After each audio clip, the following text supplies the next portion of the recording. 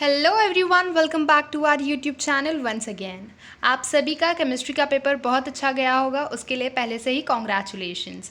अब बहुत सारे बच्चों को मैथ से बहुत ज़्यादा डर लगता है, उनका अभी तक पढ़ना स्टार्ट भी नहीं किया होगा वो बच्चों ने, तो उन सारे बच्चों के लिए ये वीडियो स्पेशली बना रही हूँ मैं। ऐसे भी बच्चे देख सकते हैं जिनका पूरा पढ़ के हो गया है, सिर्फ रिवीजन करना चाहते हैं, या उन बच्चों के लिए भी ये वीडियो यूज़फुल रहेगा जिनका थोड़ा बहुत पढ़ के हुआ है, क्योंकि अगर आप ये वीडियो अच्छे से देखते हो तब आप मैक्सिमम स्कोर कर सकते हो through the help of this video. So let's start. अब यहाँ पर जिन बच्चों ने कुछ भी नहीं पढ़ा है उन बच्चों के लिए स्पेशली ये चैप्टर्स हैं। आप पहले इन चैप्टर्स को गो थ्रू करो और आप बहुत डिसेंट मार्क्स से पास हो जाओगे।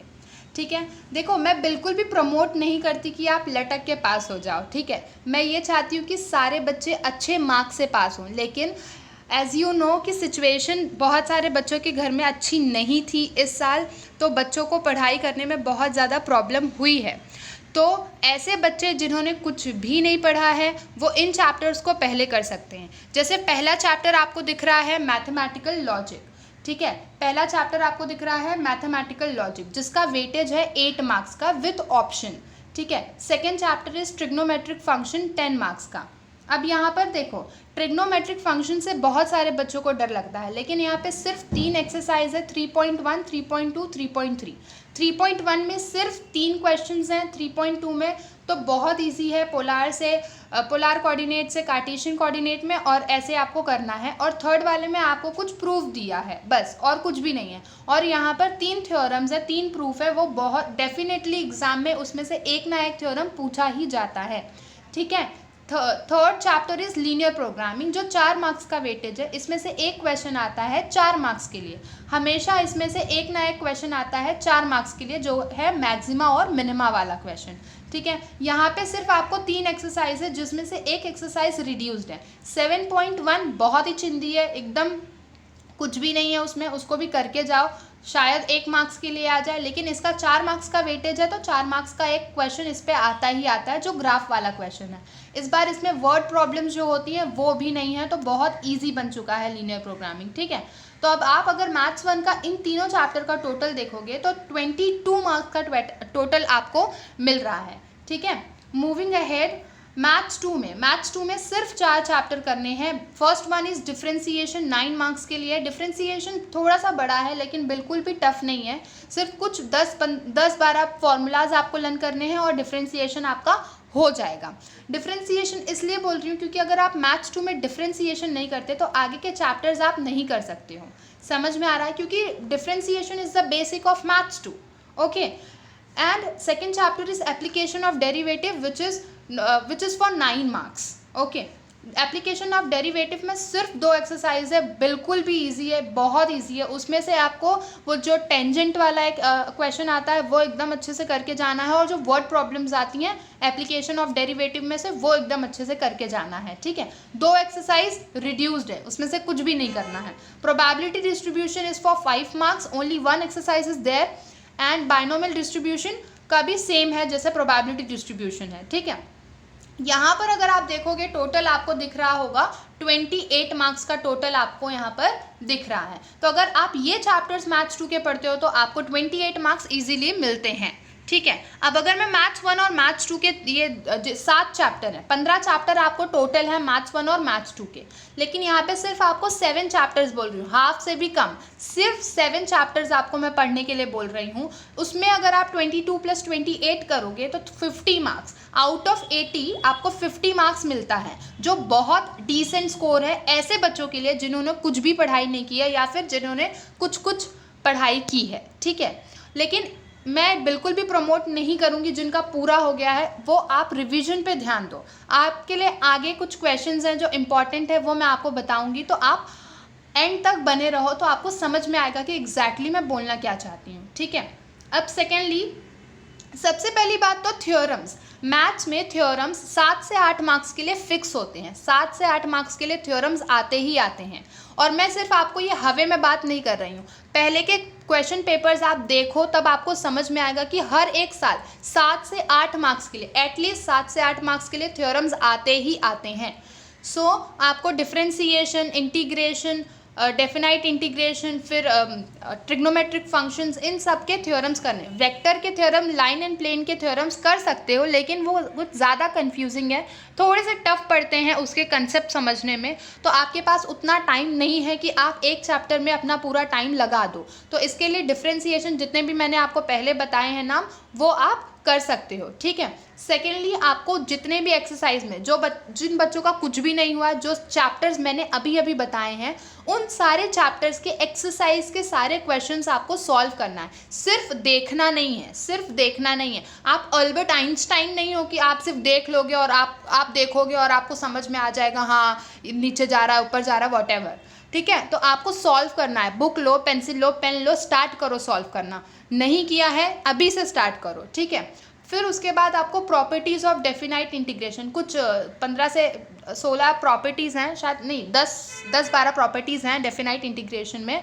उन प्रॉपर्टीज़ में एक ना एक प्रॉपर्टी 4 या 3 मार्क्स के लिए आती है, हमेशा 4 या 3 मार्क्स के लिए। इनडेफिनाइट इंटीग्रेशन और डेफिनाइट इंटीग्रेशन में से कोई ना कोई क्वेश्चन आता है। इनडेफिनाइट इंटीग्रेशन में से कोई थ्योरम पूछ लिया जाता है, या फिर डेफिनाइट इंटीग्रेशन में से कोई प्रॉपर्टी पूछ ली जाती है। डिफरेंशिएशन में पैरामीटर, चेन रूल, ये सारी जो थ्योरम्स हैं वो बहुत बहुत इंपॉर्टेंट है। फिर कोसाइन, साइन वाला जो आपके पास ट्रिग्नोमेट्रिक फंक्शन में थ्योरम्स है, वो भी इंपॉर्टेंट है। मतलब अल्टीमेटली मैं बोलना क्या चाहती हूँ, कंक्लूजन इज कि theorems are very very important, और थ्योरम्स के मार्क्स आपके हाथ में है, तो उसको लूज मत करो। सेकेंडली, जब आपका एक्सरसाइज थ्योरम्स हो जाएगा, एक्सरसाइज थ्योरम्स हो जाने के बाद आप सॉल्व्ड एग्जाम्पल पे ध्यान दोगे। जो पर्टिकुलर चैप्टर मैंने आपको बताए हैं, उनके चैप्टर्स के पहले आपको थ्योरम्स, और आपको क्या करने हैं, थ्योरम्स तो आपको सारे चैप्टर्स के करने हैं, आपको एक्सरसाइज का सम किसके करने हैं, जो पर्टिकुलर चैप्टर मैंने आपको बताया है उनके, ठीक है। उसके बाद जब अगर आपके पास अगर टाइम बचता है, तो आप उसको सॉल्व्ड एग्जाम्पल को गो थ्रू कर सकते हैं। चाहे आप सॉल्व सारे एग्जाम्पल्स को ना करें, लेकिन एक एग्जाम्पल अगर आप करते हो तो भी आपका कंसेप्ट अच्छी तरीके से क्लियर हो जाता है। और जो बच्चे रिवीजन कर रहे हैं, तो उनके पास तो टाइम होगा, तो सॉल्व एग्जाम्पल करने के बाद आप मिसलिनियस को हाथ लगाओ, क्योंकि मिसलिनियस थोड़ा सा टफ होता है, और सॉल्व एग्जाम्पल से ज़्यादातर क्वेश्चंस पूछे जाते हैं बोर्ड एग्जाम में। समझ में आया? तो सॉल्व एग्जाम्पल करने के बाद आपको मिसलिनियस को लेना है, अगर आपके पास टाइम बचता है तो। अब मैं यहाँ पर आपको इम्पॉर्टेंट क्वेश्चंस दूंगी, जिसका पीडीएफ आपको हमारे टेलीग्राम ग्रुप में मिल जाएगा, और डिस्क्रिप्शन में लिंक हमारे टेलीग्राम की दी गई है, वहाँ से आप जाकर ज्वाइन कर सकते हैं, ठीक है। सबसे पहली बात, जब भी कोई भी एग्ज़ाम आप देते हो, कोई भी एग्ज़ाम, आपको 2 चीज़ पता होनी चाहिए, उस एग्ज़ाम का सिलेबस क्या है, और दूसरी बात उस एग्ज़ाम का पेपर पैटर्न कैसा है। पैटर्न कैसा आने वाला है वो बहुत ज़्यादा इफ़ेक्ट करता है आपके मार्क्स के ऊपर, क्योंकि आप पहले से प्रिपेयर्ड रहते हो कि हाँ देखो, समझो आपके पास एमसीक्यू है, एमसीक्यू 16 मार्क्स के लिए है, 2 मार्क्स का क्वेश्चन कितने मार्क्स के लिए है, वो भी 2 क्वेश्चन है, तो वो भी 16 मार्क्स के लिए है, और 4 मार्क्स के 5 क्वेश्चन हैं, ठीक है, तो 20 मार्क्स। तो आप किस पे ज़्यादा ध्यान दोगे? आप एमसीक्यू पे ज़्यादा ध्यान दोगे, उससे ज़्यादा आपको मार्क्स मिल रहा है, कि किस क्वेश्चन से आपको ज़्यादा मार्क्स मिल रहा है, वो समझने में हमको हेल्प करता है पेपर पैटर्न। तो पेपर पैटर्न वाली जो वीडियो है, पेपर पैटर्न वाली वीडियो आपको हमारे डिस्क्रिप्शन लिंक में मिल जाएगी, डिस्क्रिप्शन बॉक्स में मिल जाएगी, जहाँ से आप उसकी लिंक से देख सकते हो। और एक इम्पॉर्टेंट बात है, जब आपका पूरा पेपर हो जाता है, जब आपका पूरा रिवीजन करके हो जाता है, तो आपको एक और बात ध्यान में रखनी है। काफ़ी सारे बच्चे कमेंट में पूछते हैं कि एमसीक्यू कैसे लिखना है, क्या कैसे लिखना है, क्वेश्चन क्या करना है, सॉल्व कैसे करना है, एग्जैक्टली उसका मेथड क्या होता है।